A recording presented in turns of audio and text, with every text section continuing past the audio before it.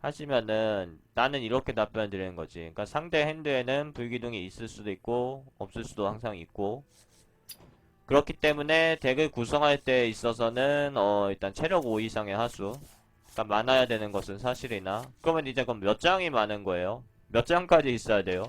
하면은 또 끝이 없다니까. 그러니까 내 덱에 체력 5 이상의 하수가 지금 15장 집었는데 한 장도 없어. 그렇다고 해서 드워프랑 오아시스 모세터 거북 나왔을 때 드워프는 불기둥에 약하기 때문에 오아시스 모세터 거북일 수 있겠다. 그러면 안 되거든요. 왜냐면은 이거 하나 든다고 해서 불기둥 쓸 때 거북이가 내 핸드에 일단 들어와야 돼. 불기둥 쓰기 전에 필드에 내야 되고, 그래서 상대가 결국 불기둥 써봤자 얘는 악어 하나 남는 거야. 230채가 되죠. 그리고 거기서 드워프를 안 집고 오아시스 무세터 거북을 집었어도 전체적으로 생각해야 돼. 그래서 결국 드워프 대신 불기둥 견디는 하수 하나가 생겨서 그걸로 인해 혜택을 보는 판이 실전에서 얼마인지 나올 수 있습니다. 문제는 아주 많을 때, 뭐 상대가 법사가 아닌 경우에도 그렇고, 무세터 거북 대신 드워프가 내 핸드에 있으면은 혹은 내 필드에 있으면 도움이 되는 경우가 솔직히 훨씬 많거든. 그런 경우까지 생각하셔야 된다는 거지. 그래서 따라서 불기둥을 견딜 만한 하수가 충분히 내 덱에 있어야 된다. 그거는 맞아요. 그거는 맞는데 그 몇 장이 있어야 되냐? 한 15장 전후 기준으로 몇 장이 있어야 되냐? 덱 완성 중에서 몇 장은 적은 거고 몇 장은 많은 거냐? 그런 기준은 없다는 거지. 왜냐면은 그러니까 우리가 픽을 할 때 불기둥만을 생각할 수가 없으니까. 픽을 할 때 제일 중요시하는 게 나는 이거 두 개예요. 이거 두 개를 중요시하지. 여기 불기둥에 V자도 안 써져 있잖아. 3번 뭐 불기둥을 견딜 수 있는 하수를 집습니다.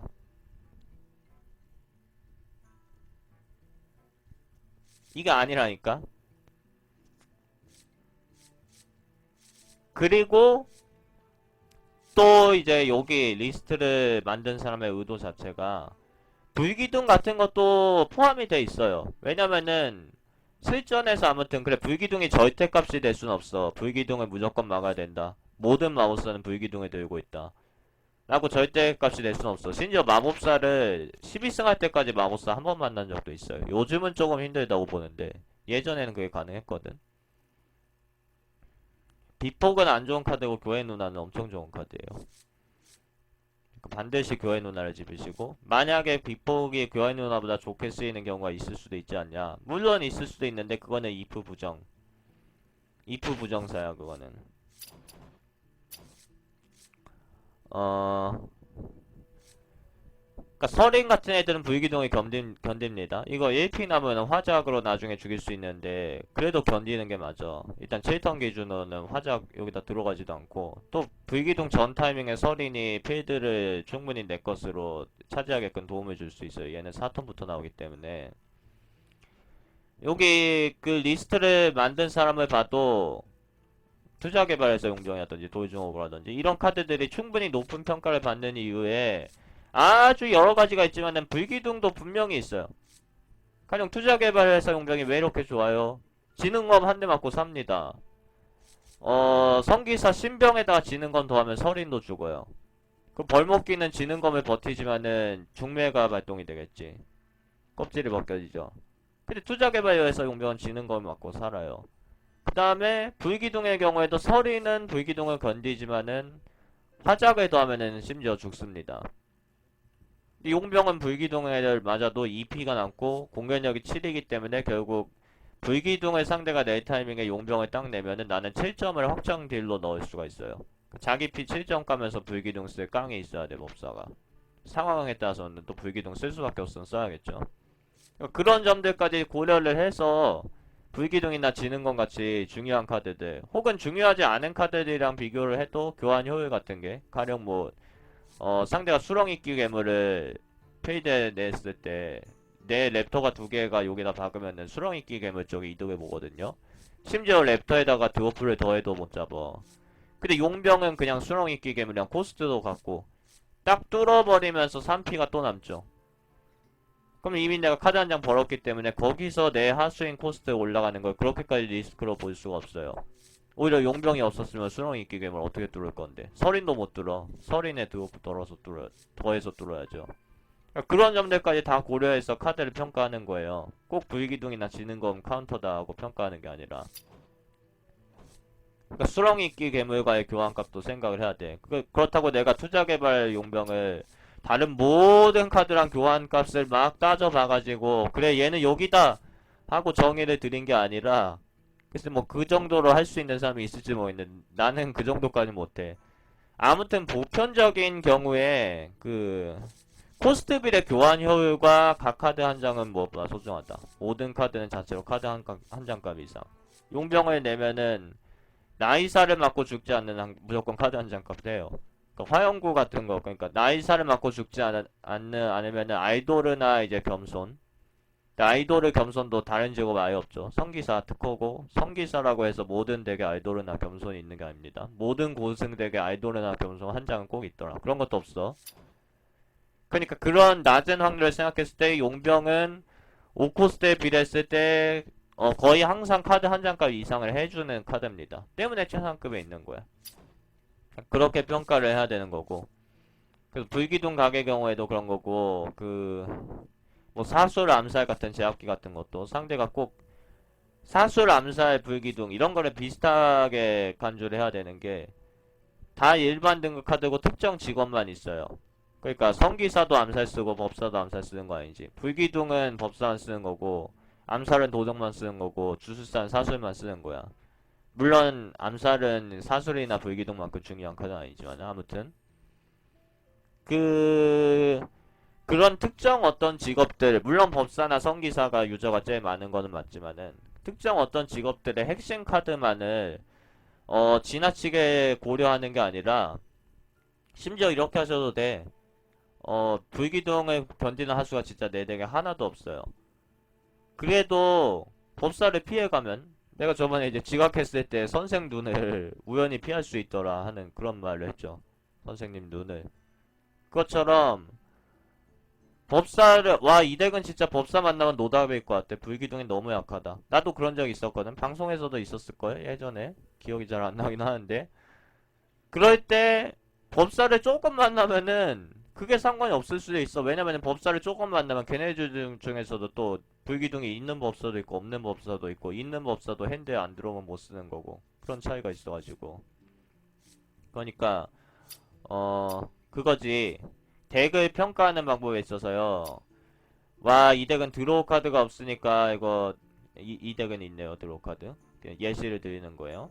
이 덱은 드로우 카드가 없으니까 고승은 힘들겠어. 이 덱은 불기둥을 견디기가 힘드니까 고코스트 하수가 너무 적네. 고승은 힘들겠어. 그런 식으로 생각하는 게 아니라는 거죠. 좀 더 넓게 보셔야 돼. 그러니까 그거는 너무 소견으로 보시는 거야. 너무 그 뭐야 좁게 보는 거고, 조금 더 넓은 시각을 가지면은 덱의 장점이나 덱의 단점을 다른 방법으로도 표현해낼 수가 있어요. 그러니까 마나 커브가 좀 불균형이다. 혹은 최상급의 카드가 너무 적더라. 혹은 이제 뭐 하급의 카드가 이 덱에 너무 많더라. 그런 식으로 보는 거지. 드로우가 몇 장이 없다. 침묵이나 제압기가 없으니까 상대가 고코스트 하수를 내면 내가 질 것이다. 침묵이나 제압기 없어도 고코스트 하수를 잡아낼 수가 있어요. 그게 이제 아까 제가 말씀드리려고 했던 말이 약간 딴 데로 센 것 같기도 한데, 저코스트와 고코스트의 상관관계. 특히 일반 등급의 경우 좋은 중코스트나 저코스트 하수가 많지 좋은 고코스트 하수는 거의 없습니다. 투기장의장, 대마법사, 전쟁골렘, 막강 에너지 전차, 심장물사냥개, 이런 식으로 가죠. 그러니까 좋은 고코스트 하수가 왜 별로 없는가에 대해서는, 그리고 전설 등급이나 이런 데 오히려 많다는 거지. 근데 전설은 잘 안 나오잖아. 왜 좋은 고코스트가 별로 없냐? 그거는 만든 사람이 그렇게 만든 거야. 뭐 조금 잘못 만든 것 같긴 한데 투기장을 별로 고려하지 않은 점도 있고, 아무튼 만든 사람이 그렇게 만들었어요. 그렇게 만들어졌을 때 때문에 오히려 이런 리스트상에서 도주머 오거나 용기병 분쇄자는 어, 더 좋은 평가를 받을 수 있는 요소가 됩니다. 왜냐면 일반 등급이 제일 많이 나오는데 좋은 고코스트는 너무 적다 보니까, 그거야 이제 어 그 막 그 종말물 보면은 그러니까 막 그 이제 막 좀비들이 지구를 막 정복한다든지 아니면은 그러니까 인류가 막 멸망하는 기계들이 인류를 막 정복한다든지 그런 식으로 돼서 인류가 되게 적어졌어. 그러면은 가령 그 제한 여건으로 인해서 글쎄 이거는 원래 그런 건가? 그 여자가 좀 더 귀해지잖아 남자보다. 종족 번식도 해야 되는데 그 남자들이 조금 더 많고 막 여자들은 적고 막 그런 식의 문제들이 생기잖아요. 딱 그런 거야. 비유를 왜 굳이 그런 걸 하는지는 내가 모르겠는데 굳이 비유를 하자면은 고코스트 좋은 하수들은 너무 적기 때문에 어 그리고 이런 것들은 효율이 안 좋기 때문에 그래서 오히려 돌주먹 오거의 가치가 더 올라가는 그런 현상이 있어요. 근데 지금 오거를 안 잡으면은 나중에 아예 내 되게 쓸만한 고코스트 하수가 없을 것이다. 그래서 오거를 막 여기다가 갖다 놓을 수 있는데 그러시지 말라는 거지. 서린이랑 코스트 비례 교환 효율이 어차피 그 오거를 상대가 제압기가 없다고 해서 못 죽이고 그런 게 아닙니다. 먼저 필드 잡은 사람은 누구든지 죽여요. 먼저 필드 잡은 사람은 데스잉 한 대 맞고 필드 다 날라가도 다시 필드 내서 데스잉 때려잡습니다. 먼저 필드 잡은 사람이 뭐든지 왕이기 때문에 투기장에서는 그러니까 어 그 예전에 트럼프도 제가 원문을 모르겠는데 트럼프가 강의하다가 이런 말을 한 적이 있다고 해요. 그러니까 하스스톤에 있어서 고코스트 하수인들이 볼 수 있는 혜택이 너무 적다. 그래서 이 게임을 디스하자라는 의미보다는 그 점을 어 우리는 이용해야 된다. 악용이라고 해야 되나 이용이라고 해야 되나. 그러니까 대지의 정령이나 바다거인 같은 거 다 엄청 좋아. 엄청 좋은데 막 과부하라든지 코스트의 리스크가 있잖아요. 근데 반면에 일반 등급 얘네들 영웅 등급 잘 나오지도 않아. 얘네들 전설 등급이고 일반 등급의 3코스트 카드만 내면은 1대1로 교환하죠. 그게 고코스트 하수의 문제점. 트럼프는 그런 걸 집었거든요. 다른 게임들 중에서는 다른 TCG류 게임 중에서 보면은 그 매직 더 게더링의 경우도 워낙 역사가 오래돼가지고 시기마다 좀 달랐어. 요즘은 고코스트 하수들의 혜택이 많아졌는데 매직도 옛날 초창기에는 뭐 테러라는 뭐 제압기도 있었는데 그 웬만한 고코스트 하수인은 내가 무지 늦게 오랫동안 핸드에서 들고 있다가 딱 비용 지불해서 자 이제 이걸 막아봐라 푸른 눈의 백룡하고 딱 내는데 상대가 뭐야 하고 그냥 늪하나 무하나 지불해서 그냥 테러 상대가 사수에 비슷한 게 매직도 있었어요. 그렇게 해버리면은 그냥 죽어버리면은 교환 효율이 상대가 훨씬 유리하니까 그래서 그런 거를 이제 커버할 수 있는 뭐 여러 가지 능력들이 있거든요. 하스스톤의 경우에는 전투 함성 같은 게 있죠. 불의 정령은 딱 나오자마자 뭐 해보지도 못하고 죽어도 나올 때 3점을 준다든지. 그래서 이런 카드들이 좋은 평가를 받는 거고, 안녕하세요. 어, 그래서 그런 점들 때문에 사실 캐른보다도 나는 불정을 선호하는 거지. 캐른은 너무 변수가 많아. 나 냈을 때 아무것도 못하잖아. 도발도 없고. 그래서 결국 서린이랑 벌목기랑 드우프랑 기계설인 이런 식으로 얘네들이 좋은 평가를 받는 데에는 저코스트와 중코스트죠 쟤네들은 고코스트의 그 상관관계 그런 거에 있어요. 그러니까 코스트 빌의 교환 효율이 일단 제일 중요해요. 때문에 서린도 좋은 카드고 오우거도 좋은 카드입니다. 서린은 4코스트에 아주 좋은 교환 효율을 가지고 있고 도이즈마 오거는 6코스트에 아주 좋은 교환 효율을 지니고 있어요. 대부분의 6코스트들은 도이즈마 오거보다 좋지 못한 교환 효율을 지니고 있습니다. 그래서 다 좋은데 코스트 빌의 교환 효율로 치면은 서리바람 서린이 더 낫다 이거지. 그리고 4턴에 서린 떴을 때 주술사가 사술 쓰면은 뭐 토템이라든지 별거 같이 못 내는데 6턴부터는 오우거에다가 사술 쓰고 그냥 주술사가 한수인은 막 하나나 둘 그냥 내버리기도 가능하죠. 그게 차이야. 그러니까 서린이랑 가령 서린을 화영구로 그냥 딱 잡아버려도 결국 법사가 지는 게임 많이 나오죠. 서로 4코스트 냈는데 서린이랑 화영구랑 바꿨다. 그거는 그냥 1대1 교환이니까. 그래서 그런 점들을 고려를 해서 우리는 그 덱을 만들 때 가령 이제 그러니까 초보분들이 제일 많이 하는 실수 중 하나가 덱 불균형이거든요.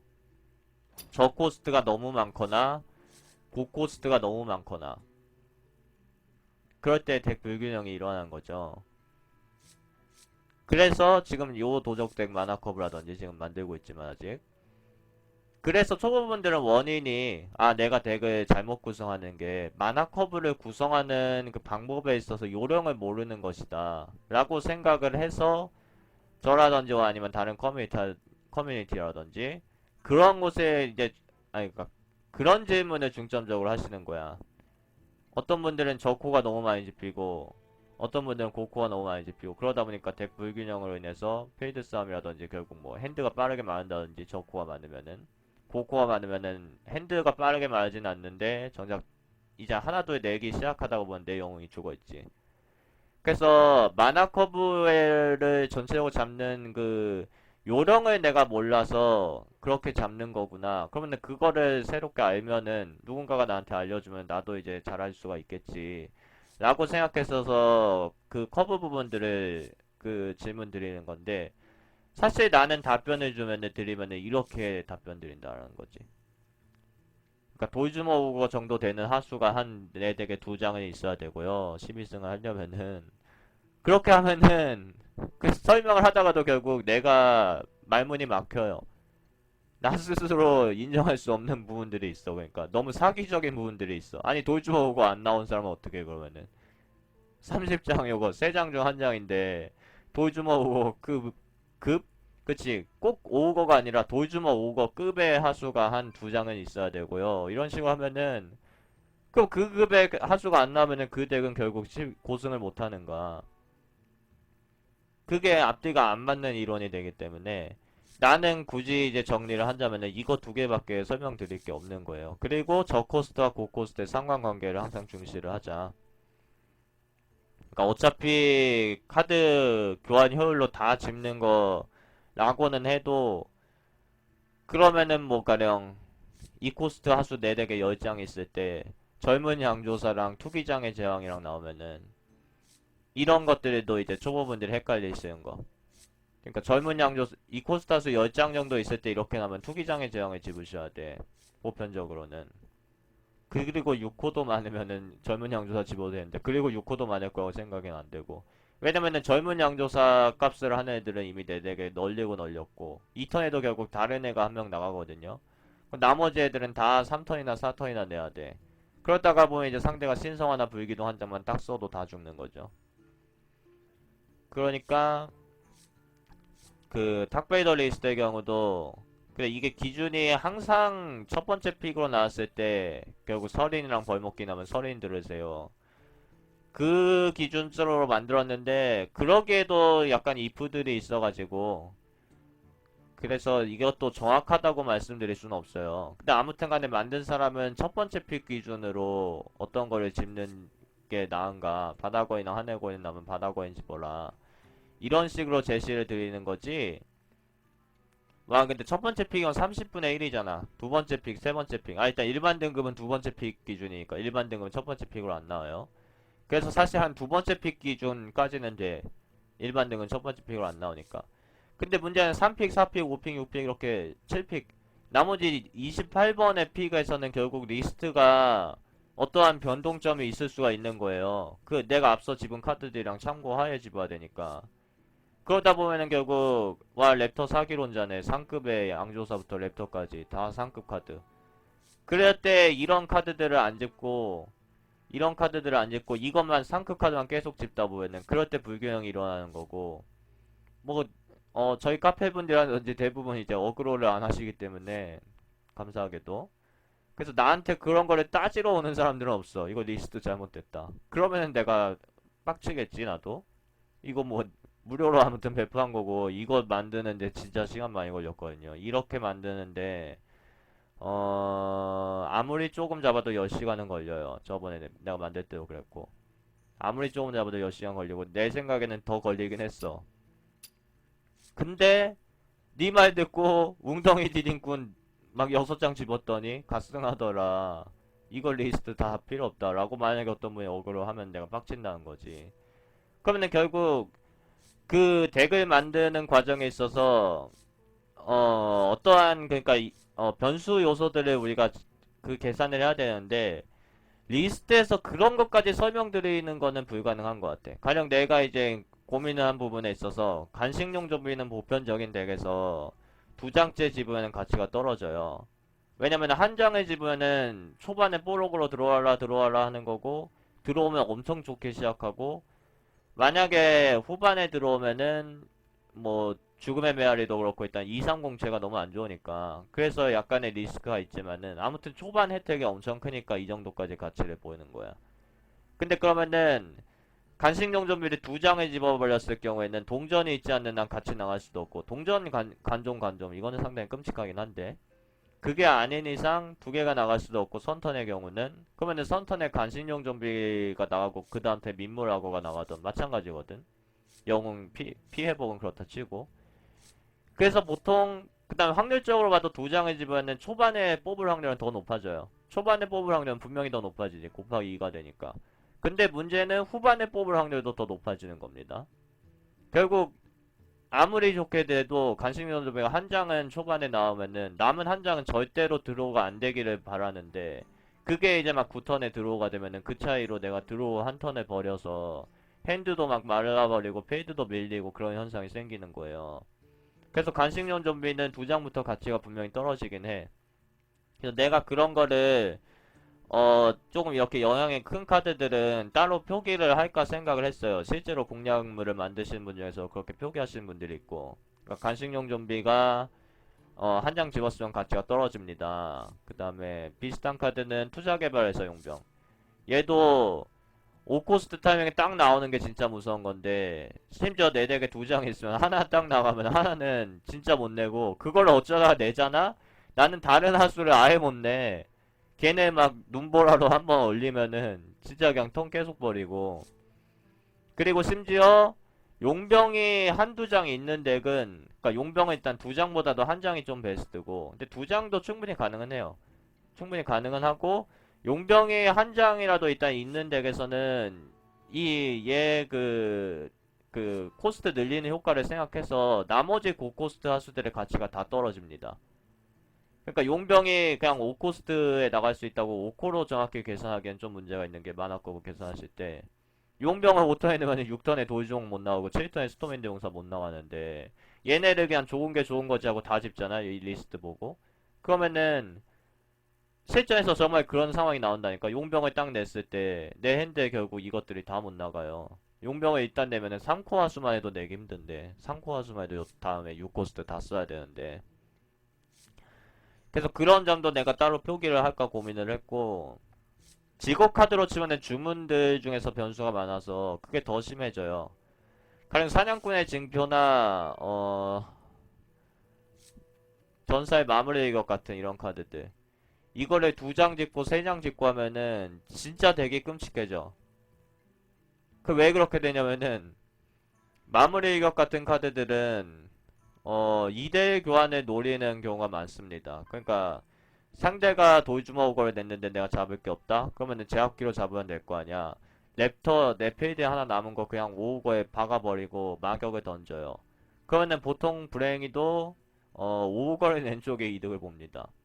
그게 마격의 문제거든요. 그러니까 마격은 중매 그 죽음의 이빨 중매라든지 그런 식으로 약간 효율적으로 쓰는 걸 생각해야지 격돌이나 잔인한 감독관. 근데 다행히도 전사는 일반 등급으로 쳐도 마격과 콤보가 되는 카드가 충분히 있어서 그래서 마격은 상급으로 평가받는 거고 사냥꾼의 징표는 그나마 수리검포 들어와서 조금 낮았지만은 사냥꾼의 징표는 여전히 콤보로 할 만한 카드가 적어요.